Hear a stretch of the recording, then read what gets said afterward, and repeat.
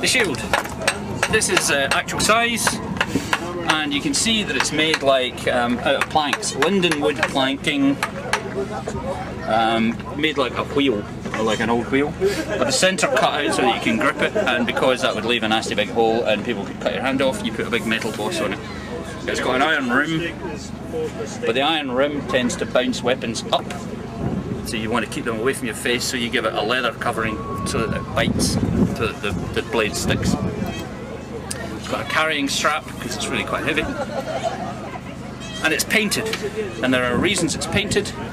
Originally the reasons it's painted were quite simple, because on the back, if it's not painted, it looks the same back and front, and an enemy can see where the join is, so when he comes running in, he'll cut there so that he'll split the shield. So what you do is you paint it going the opposite way to confuse him so that he doesn't know where the join is.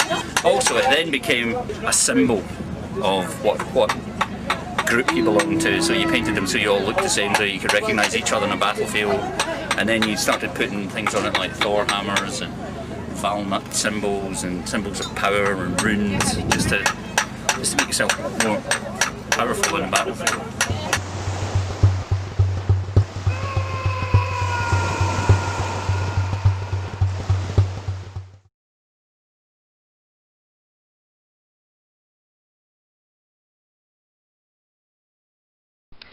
Okay, so here's how you're going to start your Viking shield. It's going to end up looking kind of like this. It's going to have what's called radial symmetry, which means it's going to be divided into fourths, and every piece looks the same.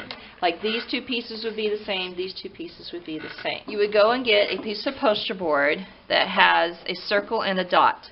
You'll then get a ruler out of cabinet 3. The rulers will go back in cabinet 3 at the end of class. You'll lay that ruler down so it's touching the dot and draw a line. Okay? Then you have to turn the ruler the other way.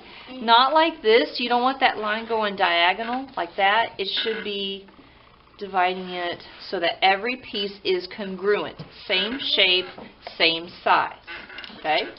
The next step is to start drawing your design on there. And if you make a mistake, it's okay, because remember, you're covering this with tinfoil.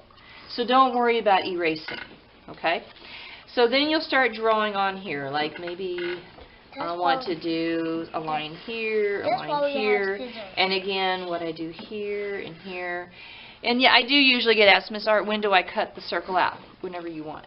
Okay, you can do it before, after the well, not after the tinfoil, but you can do it as you're drawing, before you're drawing, doesn't matter.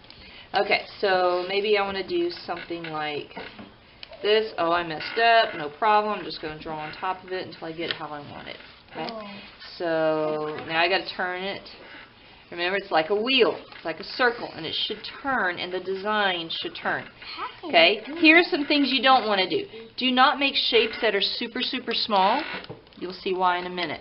Do not make super, super tight little lines like this. You'll see why in a minute. Okay, keep it simple, but make it interesting and beautiful. Okay.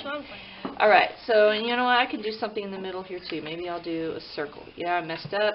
Now, who cares? I'm just going to draw on top. The last step is you will color it top to bottom, left to right, also with a pattern.